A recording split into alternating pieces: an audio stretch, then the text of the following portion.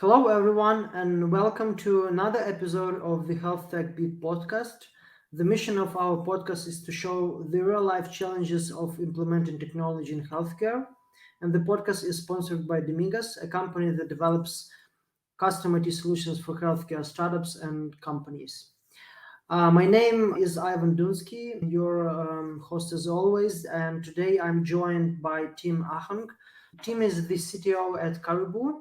The company builds rewards and incentive programs for senior care companies. And previously, Tim was a co founder of a company that was developing incontinent sensors for nursing homes. And the company was acquired by Svenska Cellulosa IB, if I pronounce it right. Also, Tim is archery tag enthusiast. Tim, thank you for joining. How are you today? Hey, I'm good. Thanks, Ivan. Cool. So, could you please tell us about your current company and which product services do you create? Sure. My current company is called Caribou, and what we build is a recruitment and retention software for home care agencies. So, I guess the high level problem we're trying to address is the growing caregiver shortage in Canada and the US. This was a problem prior to COVID, but as a result of COVID, this problem has become even more severe, where a lot of caregivers are leaving the industry. So, we set out to build a company that would hopefully address that problem, or at least maybe work on it a little bit. And our focus right now is home care, which is, home care agencies will hire caregivers and they will go into the homes of individuals who need support, typically seniors, and offer various caregiving services. So what we build is we build software for the home care companies that help them recruit caregivers and retain caregivers. This includes referral programs, it includes incentive programs, and also change management programs. And we kind of help them set up those programs for their organizations. So, with the help of your programs, home care companies can recruit more efficiently. Yeah, they can recruit more efficiently and hopefully they can retain staff.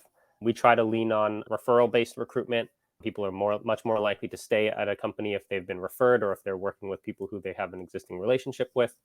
We also work on long-term retention incentives, trying to help the home care agencies, at least give them kind of a channel to appreciate their staff and show that they recognize, the impact that their staff are making, and also give them a channel to kind of give back to their staff in ways that are applicable to all of the local laws and union rules. And I assume you also have some loyalty programs you offer. Yes, a lot of our customers use our loyalty programs as well. Cool. And what role does technology play in your company?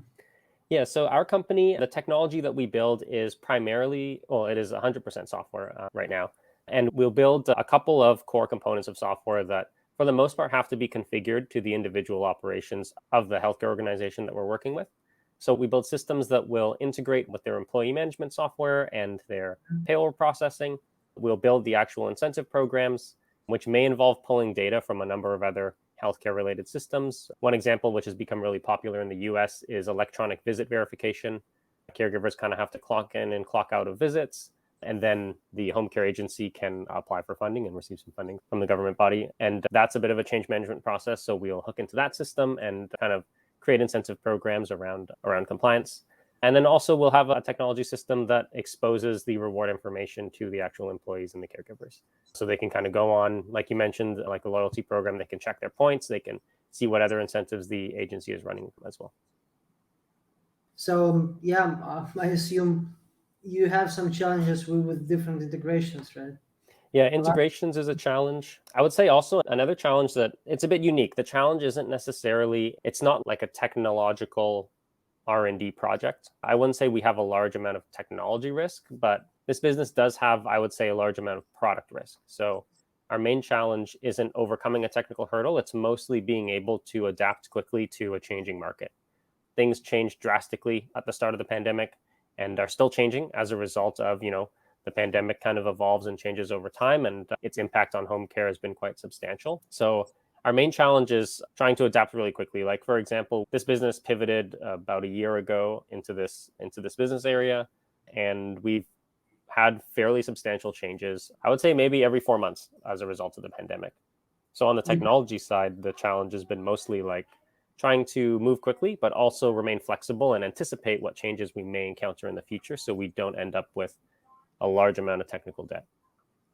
And these changes, are they mostly related with changing regulations? I wouldn't say it's not necessarily regulatory. I think there were some regulation changes that happened pre-pandemic. For example, electronic visit verification became necessary in the United States. There are some pandemic-related changes. For example, uploading vaccine status is a requirement, which we've looked into. But the changes are more, I would say the most substantial changes have been market dynamics. Home care in particular is always this balancing act of having the right amount of clients, so the right amount of, let's just say, seniors who need care, and the right amount of caregivers to deliver that care. And this is a balancing act that home care agencies kind of have always had to manage. As a result of COVID, the balance has shifted heavily towards a deficiency in the number of caregivers available. And the best ways to recruit and retain caregivers has changed over time. So it's kind of keeping an eye on those market dynamics and ensuring that we're always in the right place to deliver value to the customers. And can you share, what is your way, how you check these changes, and how you keep your eye on them? Yeah, this I guess does relate to our product development process a little bit. Because we're software, we have the luxury of being able to have very short development cycles on like a feature. Versus, if this were a hardware business, this just wouldn't be possible. But because we are software, we try not to plan too far in advance. We'll keep it maybe 1 month or 2 months in advance. We try to keep quite a tight loop on input that we're hearing from the market. So that could be from customer success, who's working with the home care agencies, and also sales, who's talking to new customers, and ensuring that we have our ear to the ground on what problems they're facing, what they're asking for, or if anything shifts on their end in terms of let's just say there's some shift in market dynamics, and I don't know, a new source of funding opens up for caregivers. That would be an opportunity that we would want to react very quickly on to be able to help them, I don't know, collect or deliver that new funding model. And can you elaborate a little bit more on that, like on how specifically you get that feedback? Like, okay, let's imagine we have sales or customer support especially. So how do they gather that feedback? Like, do they have a backlog? How do they make priorities on that? Like, how do they say to a product team what is important, what is not? How does that happen? Yeah, so I guess we have our customer success team does have regular touch points with the customers. And for the large ones, they're meeting with them on a weekly or bi-weekly basis, at least during the initial phases of the project. And maybe it tapers off to monthly later on. And during those meetings, they'll kind of try to get an input on like what other challenges they're facing that they think we could contribute to, or if they have any specific like things that they would like if it's not just a problem for them, if they've already come up with a solution, they'll kind of collect that input. And then we do have, essentially, it's like a channel for customer success and operations to communicate feedback to the product team. It's in the form of like periodic meetings where we'll collect that input and kind of synthesize it into a series of features or product initiatives. Similarly with sales, this one is a bit less, it's not as formally structured, but when sales is out there, if they'll hear about, let's say, a competitor with a new feature, or when they're trying to close a deal and try to understand, how we can solve the customer's problems, if there's a problem that has been raised that we can't currently solve, what we've been doing actually is we'll have someone from product, usually myself, will join the sales call and do kind of a needs discovery with the customer before the deal is closed to determine if, can we solve this problem? And if we were to develop a solution to this problem, would it be in line with our strategy? Our company strategy, and if it is, then that kind of gets rolled in as part of the sales process, where we will actually start the development of that feature for that one customer, close the deal, roll it out with them, and then assuming we did our homework correctly, that product change or that feature would be also applicable to other customers. Does that answer the question? Yes. So basically, you are making decisions on how to transform these requests into features, right? Yeah, got it. So do you think that is possible that somebody else from your team, like for example, product manager, can do that instead of you? Yep. Yeah. And I think that's the goal, at least with the current market dynamic. There are not a lot of competitors in the space, or the competitors that do exist kind of have prerequisites. It's like existing large players in the space who are building these types of incentive programs as an add-on to their existing features. So the way things are set up right now is a customer may come up with a problem, and there's not a lot of good solutions out there. So in this circumstance, I think it is appropriate for like product managers to be involved very early on in the sales cycle. And the customers are very willing to have someone work on this problem with them. So normally in a sales situation like this, I don't think the customers would be as willing to go through the needs discovery process, like, for example, before a deal has been closed. But because these problems that are arising are very new and, the market hasn't reacted to it, there's not a lot of competitors, which is, like if some dynamic shifted and then the problem has only existed for 2 weeks, it's quite reasonable that there would be no competitors. And they have a high demand for a solution. They're definitely motivated to work on a solution with us. So yeah, I think the goal would be in this current climate, product managers could be involved in the sales cycle quite early on. Yeah, cool. And maybe you can share your vision how you can educate product managers to understand and capture what is and differentiate what is important, what is not. Because as you a CTO, you understand the whole, like you understand the both worlds, technical and the customer worlds. So how do you see how you can educate product managers who can not see as good as you? Yeah, I think something that we have to be careful of is not offering just like consultancy services to solve a problem that is specific to this one healthcare organization, because like our fee structure isn't set up to do that. And honestly, like, they could go and hire some consulting firm to do that. It probably wouldn't be worth it unless the healthcare organization was very, very large. So I think like a product manager would probably, who is, focused on like one area of the product or is focused on, driving some success metric, I think would probably, without any external input, would probably be the best person to solve that problem for that agency. But I think the one element of external input that a product manager might need outside of their team is determining whether or not a solution to a problem is in line with the company's strategy. So that I think comes from, which is why it's important that I attend a number of these meetings with potential customers, is to get an idea of, where the market is going and what types of features would be on or off roadmap. And then, I guess the advice to a product manager would be ensuring that they have access to that information when making a decision about which problems to solve versus which problems to maybe say, hey, that's a little bit, too far out of our wheelhouse, and perhaps there's a different partner who would be better at solving that problem than us. Yeah. So at the end, to run this possible solution with you. Yeah, ideally they wouldn't. I mean, we haven't reached a point where that's like a problem for us, but ideally they would be able to make that decision on their own. But then there would be some type of feedback process for like a confirmation after the fact, because I wouldn't like to have I wouldn't want to be a blocker in the process of them deciding, okay, let's go and build it, right? Because especially if this is like pre-closing the deal, right? So ideally they would be able to, like, they would have this framework, they'd have this kind of structure to review either while the meeting's happening or right after the meeting to determine whether or not, okay, this is on strategy, here are next steps, we're going to go for it, versus having to have this kind of checkpoint that involves me as like a now critical path person on the process, which involves closing a deal. So yeah, ideally they can make that decision independently. I think that would be I wouldn't say I have a full solution for that, but I think that's what I would want to strive for. Yeah. Understood.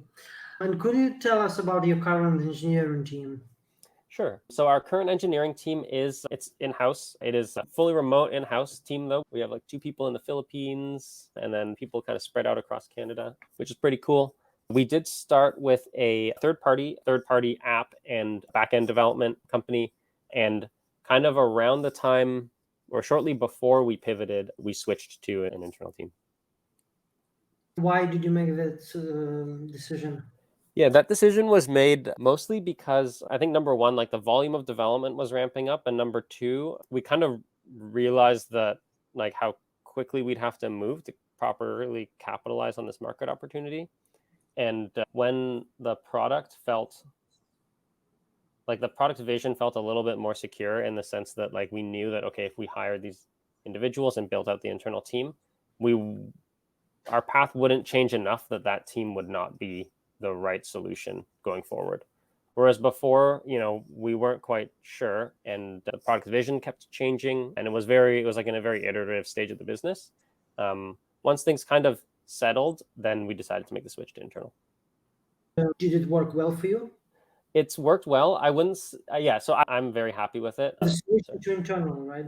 You're happy Yes. with Yeah. I'm happy with it. I think a large part of that is because like our current engineering team is really great.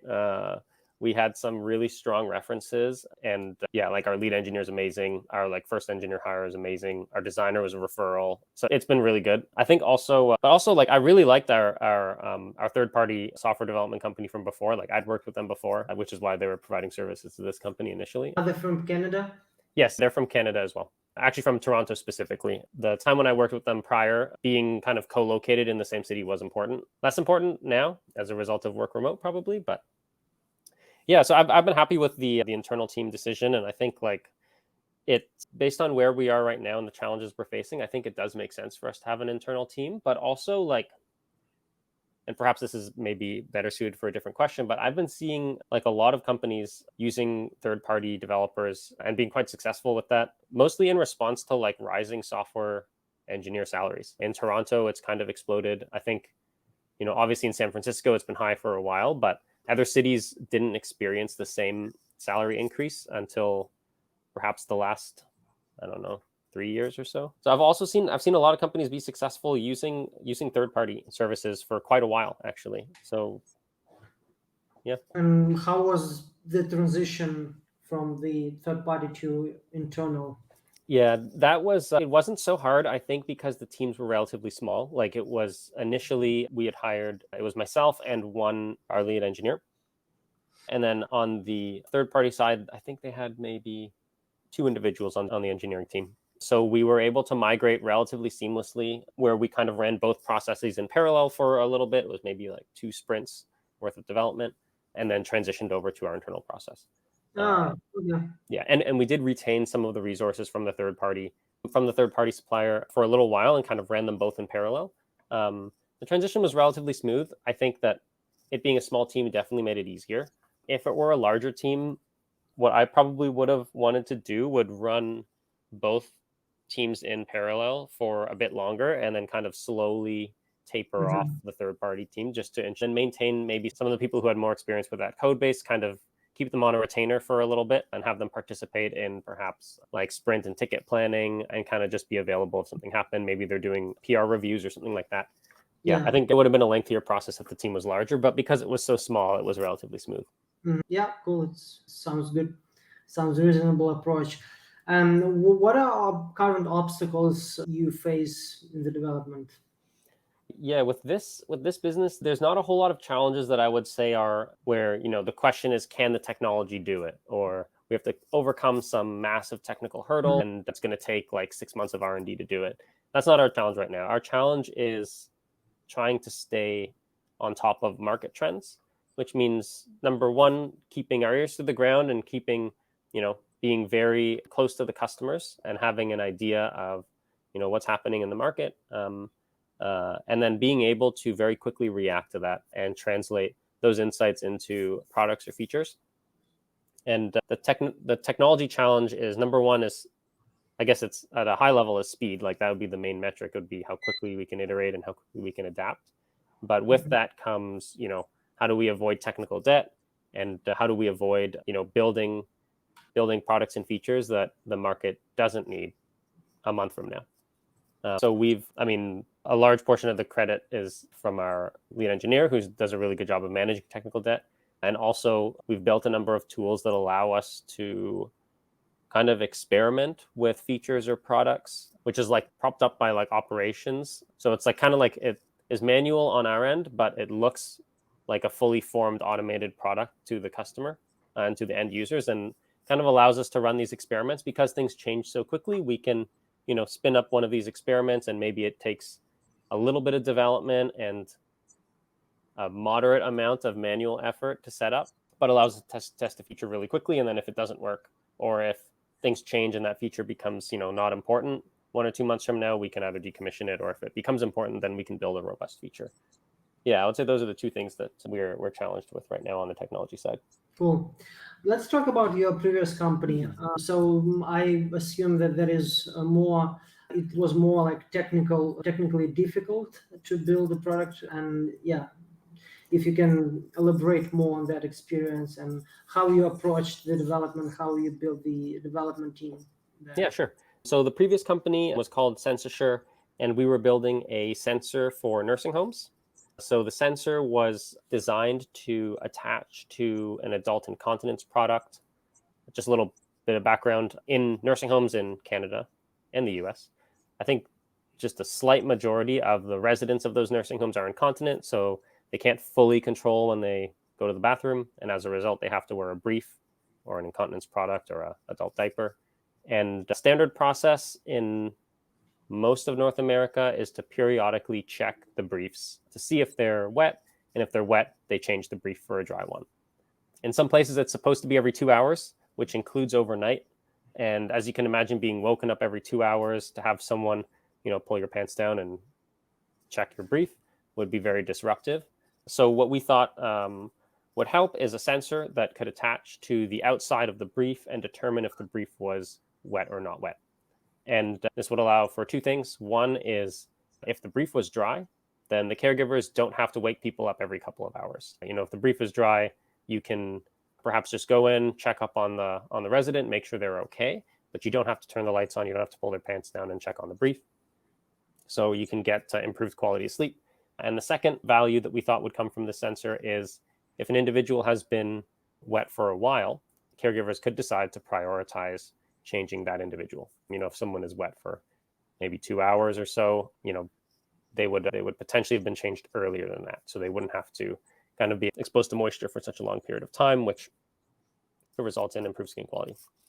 Yeah, so the technology involved in this project, I would say this project was definitely less focused on like changing market trends and was more focused on solving this problem of, can we detect the presence of urine in a brief from the outside of the brief reliably?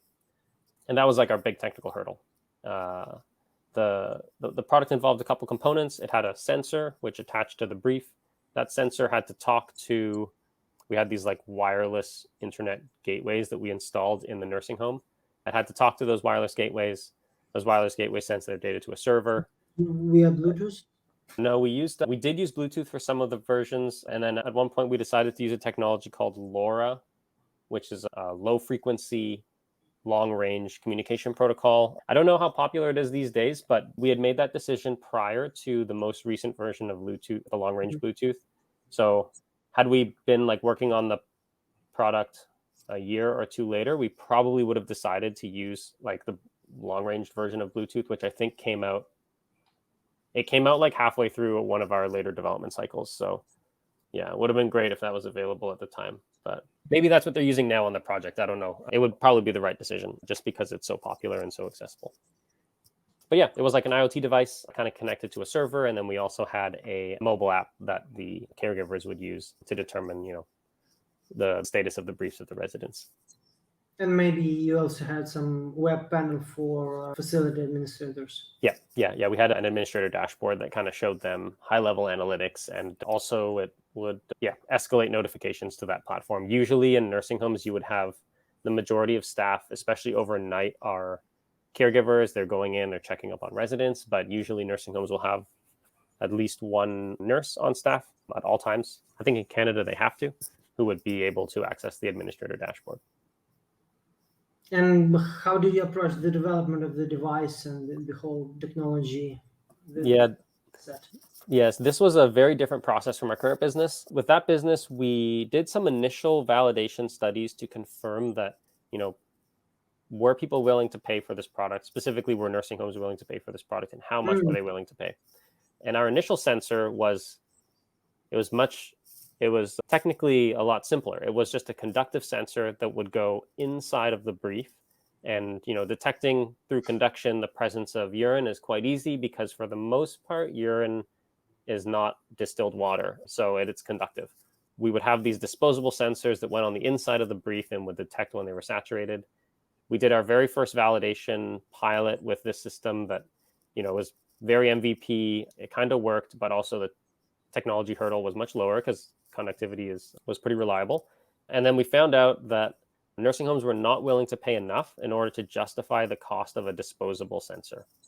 So at that point, we kind of realized, okay, either we have to come up with a way to drastically reduce the cost of the sensor, the cost per use of the sensor, or this business is not going to work. So the path we went down was to try to make the sensor reusable. And the way to do that was to put the sensor on the outside. So the journey of this company, I guess, involved a kind of back and forth series of iterations where we would do like research and development type iterations on trying to build a better sensor that could remotely detect the presence of urine. And then once we kind of got to a certain point where we felt that the sensor was going to be good enough to add value, we would then build enough of a product around that sensor to run a clinical trial and test in a real nursing home. And then assess, is this accuracy good enough? Is the product usable? Is it durable? Can it be cleaned? What other issues are coming out of the clinical trial? And then we would kind of take the results of that, go back, do a series of R&D iterations on trying to solve some of these problems, improve accuracy, improve durability, make it easier to apply and remove from the brief, and then go back into a clinical trial. And we kind of went back and forth between these two high-level challenges, like the product challenge, which I think exists with almost every business, and then the technology R&D challenge, which was kind of unique to this business. Cool. Yeah, it's a really cool story. And could you tell about the market research you made? Like how did you made it? Did you hire a specific company to do that, or what was the approach? No, that was just it was brute force. I did not participate in this, but I did see it happen. So at the time, our CEO and our CPO went, and this was like we were all fairly early on in our careers at this time. We didn't have like established networks in senior care. So it was just like brute force, like cold calling. At one point, we set up this road trip and we met with, it had to have been at least like 20 different nursing homes throughout the US. And we went on this road trip and we kind of met with them and we talked through their challenges around incontinence and pitched them on the idea to try and find nursing homes who were interested and gauge interest in the market. Yeah, a lot of cold calling to get that set up, which is, kudos to the CEO and CPO who set that up. That was huge for our business. And then once we had enough interested partners, we built a very rough MVP. But wait, when you talked with them, how did you validate that they are willing to pay and how much? Yeah, this was a balancing act between, initially we had to validate that this was a problem for them. And usually like we would go in and we would ask them, like what are some of your biggest operational challenges? And the common responses are incontinence management is like always at the top. Feeding is also up there. It was at the time, which was, way before COVID. I bet if we were to go around and ask them now, like staff shortages would probably be number one. But at the time, like incontinence management and feeding were like two big ones. So then we would decide to focus on incontinence management and specifically what the challenges were. And if they were in a place where they kind of felt like incontinence management was a challenge and they felt like, maybe they were using too many briefs, maybe residents had poor sleep quality, families were complaining about residents kind of sitting in saturated briefs for a really long time. We kind of went down that line of questioning to validate whether or not the problem existed. And then if that was the case, then we could pitch them on the solution and say, hey, here's what we're thinking of a solution. Would you be willing to pilot it? Would you be willing to pay for it?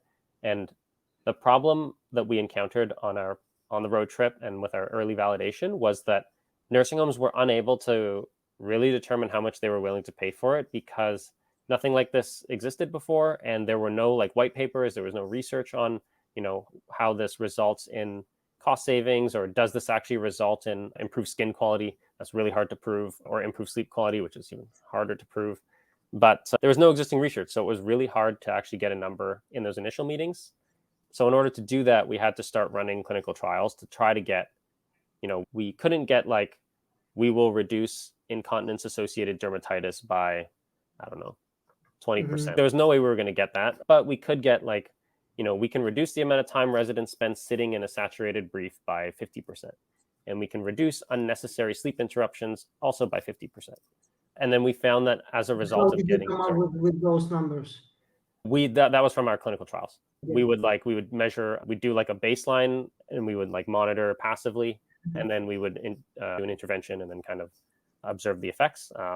And we kind of had to do that, and before we could even get willingness to pay, which was it was very expensive, but we didn't really have any other options because the data wasn't out there, so we had to make it. Yeah, it's a kind of a way how to find a blue ocean. Yeah, and in a sense, we did get a little bit lucky because it is possible that like there were a lot of things where like it is possible that, for example, a sensor couldn't be built that could detect urine inside the brief reliably, and it's possible that like even if we could do that, just from a workflow perspective, like that it adds no value. And we actually found like one example is originally the product was meant to be used 24/7 around the clock. We actually found that during the daytime, the product added no value because the caregivers had no time to change. So giving them information about which residents were sitting in wet briefs and which residents were sitting in dry briefs didn't impact their decision to actually change the briefs. Like the existing workflow couldn't make use of that information. So we eventually then just decided, okay, the product will only be used during the nighttime because that's the only time it adds value. So it was also possible that that was the case around the clock and the product would add no value. And we kind of had to go in. At the time, we didn't anticipate these risks, but I think these risks did exist. And we kind of had to go in and like run the trials and figure it out, like despite those risks potentially existing, which is, I mean, I don't know. I think it was a combination of like, we did get a bit lucky a couple times there. Yeah, luck is definitely a factor in all the entrepreneurial. Yeah, for sure. journey. So, how did you develop the device? So yeah, the device, we went through, I think it was maybe 4 product iterations. And yeah, it involved it was a very multidisciplinary team. We had electronics engineering, we had industrial design, mechanical engineering, firmware. And they were part of the founding team? No, so the founding team was just CEO, CPO, and myself, CTO. And internal team, we did hire a verification engineer who did like product verification and also helped out with R&D. And then we also had a medical device consultant who had experience building similar sensors to the sensor that we ended up using for this product. He wasn't full-time internal, he was a third-party external consultant, but he was with us for the entire journey.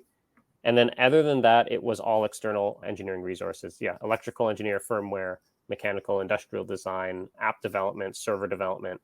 They were all like different vendors. Yeah, it was all different vendors as well. We did get some quotes from like a turnkey development shop that did everything. And I think the way that we wanted to do development didn't really fit with the way that a lot of these turnkey shops do development, where I think that their typical like customer profile is someone who has an idea of the product that they want and has a relatively high degree of validation, and they're going to build you a really good polished finished product that's going to be good for, you could transition it to manufacturing. If your clinicals go well, you can get all your certifications, which is not what we needed at that time. We needed to be a little bit scrappy. We needed something that was going to, meet the minimum requirements for like safety and functionality so that we could actually run the trial in like a safe way and get good data out of it. But we didn't need any more than that. Yeah, so that's why we opted to go with a mix of individual contractors and third-party contractors. And yeah, I will say though, one thing though to note, which is important, because normally that like, just as I'm saying it, it sounds like a nightmare. Like it sounds like it's putting a lot of burden on the internal team to manage all of these different vendors, which it is. So I will put a caveat. Yeah, and maybe that's not the right approach for most businesses because it's so much work, but something that was unique about this situation is a lot of the engineers that we hired had worked before together at various companies. So like we'd gotten a lot of referrals to kind of construct this team, and the electronics engineer had worked with the mechanical engineer who'd worked with the firmware engineer. They'd all worked together at companies in the past, and then they had to kind of split off and created their own companies with their own individual specializations. So they had an existing working relationship. They kind of knew where the responsibility boundaries were. So that definitely made management a lot easier. Yeah, without that pre-existing dynamic, I don't know if it would have been the right choice, to be honest. So you got one referral, and then they referred you to other folks. Yeah. Yeah, like who have you worked with before? Who's like, so this person, let's say the electronics engineer is like, okay, who have you worked with before who does mechanical? And then who have you worked with before who does firmware? Who you know is good and stuff like that. And then we kind of assembled the team that way.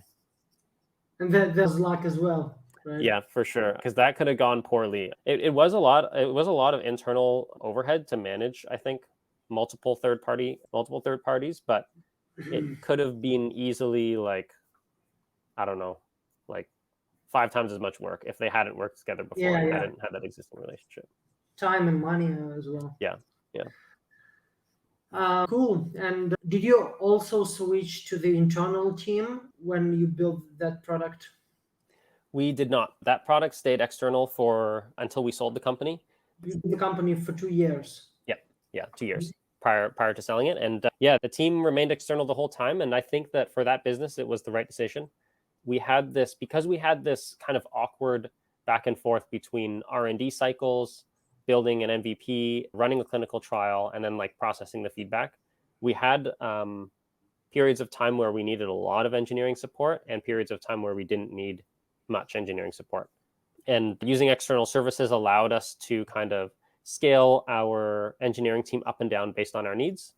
I think it was probably about maybe a third of the time we were in clinical trials and didn't require much engineering support, and it saved us a lot of cost being able to have that flexibility. That was one thing. And another thing is because the areas of expertise were so diverse, I don't think we necessarily needed to hire, let's say, like an IoT expert full time. But by using a third-party software development company, they could bring in someone on their team who had IoT experience for maybe, I don't know, 15 hours a week. And then the rest of the development could be, maybe a junior developer or someone who's more cost effective. So we were able to kind of benefit from that because we did have such diverse requirements on the technical side. Yeah, and for those 2 reasons, I think it was definitely the right decision to go with external for the majority of the technical areas. Cool. And it seems that you have kind of two options of how startups can organize their teams, with internal team, with third-party team, completely with third-party vendors. So what are your vision on, like, in what ways startups should choose an internal way or third-party way? Yeah, I think I can think of a couple examples from like my previous business, Censusure. I think something that was important to keep internal was the R&D. Like a large portion of the value of our company when we sold it was the IP portfolio that we developed. And most of the R&D was being completed by myself, our verification engineer who was full-time, and our medical device consultant he was external, but he had a retainer and was with us the whole time. So I think that was important to keep internal, because if, that was controlled by another business, it would have been, I think, difficult for us to really like add value post acquisition when we're really fleshing out that IP portfolio. So I would say that is probably important to keep internal. On the external side, a couple of I could see like justifications for going external. A big one would be, if you anticipate fluctuating demands, which could be because you have kind of a long clinical trial cycle or you have a long validation cycle, like in a hardware business.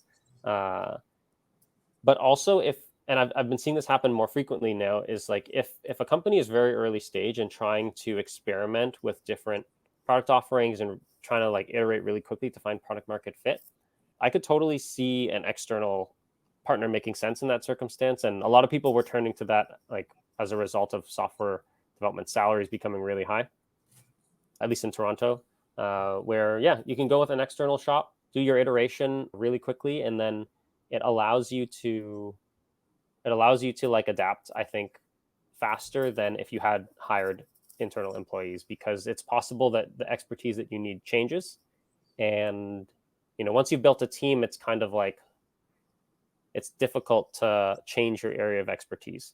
You need to maintain what you have. Yeah. And I mean, I guess you could like restructure your whole team, or if your company's growing, you can just like grow in the direction you need to go. But you also face a lot of like, I don't know, like conflict, like trying to make that decision, right? Because you're geared up for one thing. It's really hard to deviate from that path. But if you have a third party, with an understanding that things might change, and they have a whole bunch of areas of expertise internally, it allows you to kind of shift around and be really flexible to where the product needs to go. So yeah, I think if you anticipate that and you're going to be iterating really quickly, I could totally see that being like the preferred option. It also allows you to, I feel like, get started a little bit faster.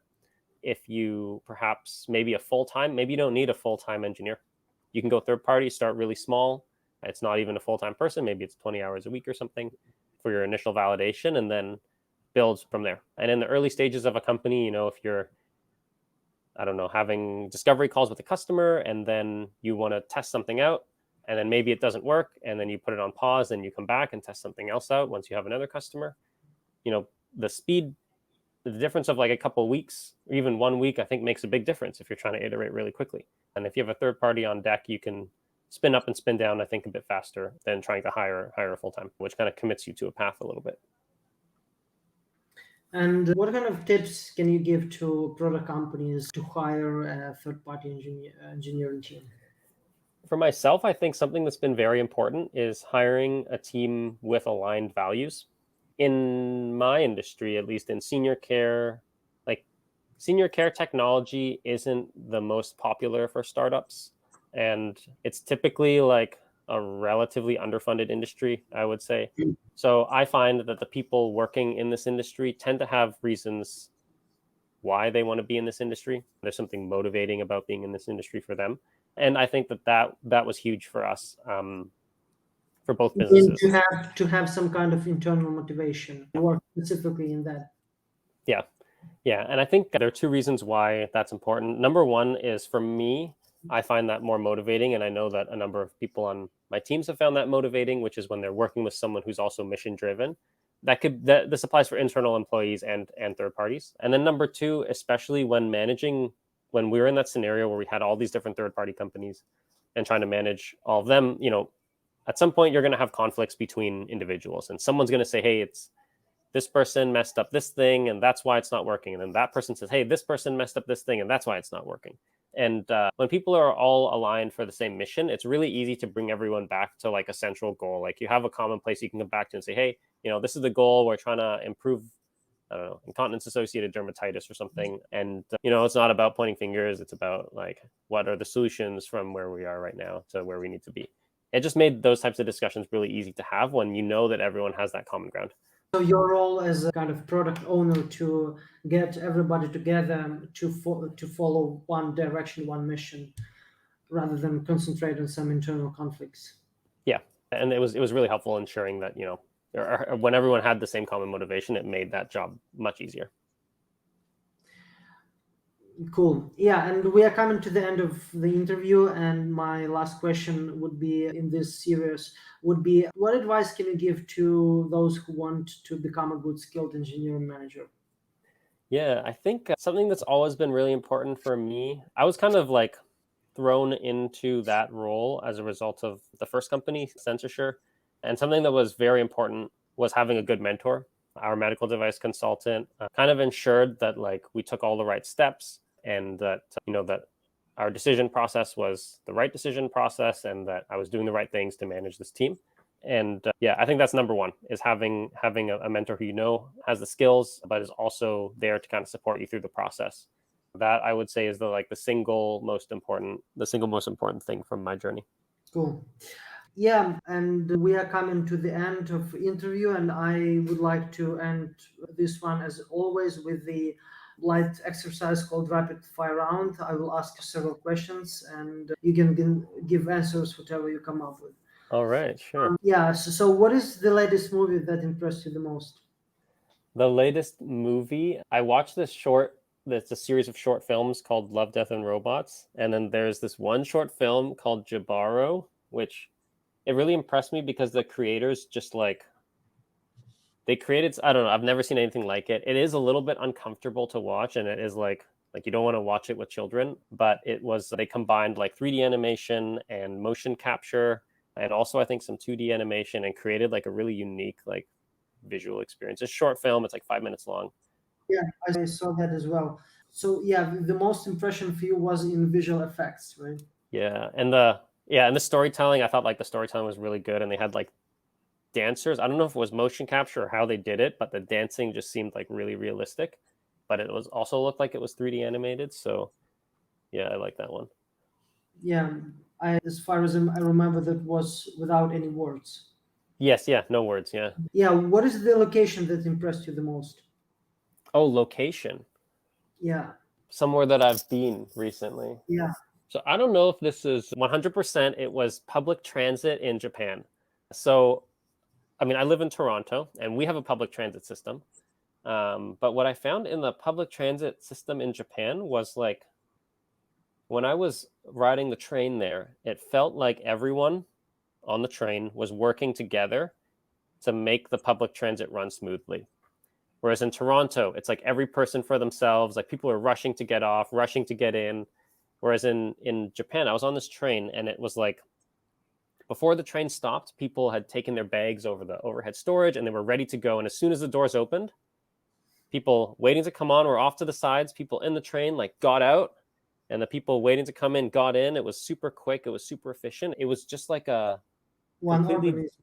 yeah, exactly. It's like everyone was operating like on the same wavelength and like working together, and it actually like it felt kind of good. Like you're like part of this team, like making the public transit run smoothly. And then I come back to Toronto, and it's like, oh man, like everyone is rushing. People are charging, trying to get into the doors. It's not as fun. It's quite odd for individualistic society, right? Yeah, Yeah. And what is one piece of advice you would give to your 20 years old self? yeah. This one is it's hard because I like it's something I don't regret, but I would never want to experience again, which was with my first business. I really, and I think a lot of entrepreneurs probably struggle with this, is like I really associated my self-worth with the business. I think it's like a common entrepreneur problem. And I wasn't happy for a large portion of that journey. I think I've like overcome that and I've learned to do a better job of separating things. But yeah, I wasn't happy. So I would say that that would probably be something that I would tell my past self. But also, like, I don't regret it because I think I grew a lot through that experience and like I've, partially become who I am today as a result of having gone through that. So yeah, it'd be something around that, I think. So do you mean that keep that balance that you like the business as a separate entity that is not you, right? So, Yeah, I think some degree of like association with self-worth is always going to happen with a business like that. Like it's takes up so much of your time. I think just naturally that'll happen. But I think having like at least a diverse set of interests and areas where I am spending time and spending focus, so it's not 100% business, just allows you to, you know, have other things that can occupy your mind and other things that can occupy your focus other than the business. Because for me, it was like a singular focus, which was not very good for my like mental health. yeah, understood. Thank you, team. Thank you for sharing a lot of insights about building development teams and sharing your diverse experience of how you did it. Yeah, thank you for sharing so much with us. Before we finish, what is the best way to get in touch with you if somebody will want? Oh yeah, I guess you could message me on LinkedIn if anyone Yeah, has any questions about anything. If there's any way that they think I could help, yeah, you could find me on LinkedIn at. I guess you could search my name, Timothy Ahong. I don't think there's any other Timothy Ahongs on LinkedIn. So yeah. I think, yeah, I am confident that would recognize you.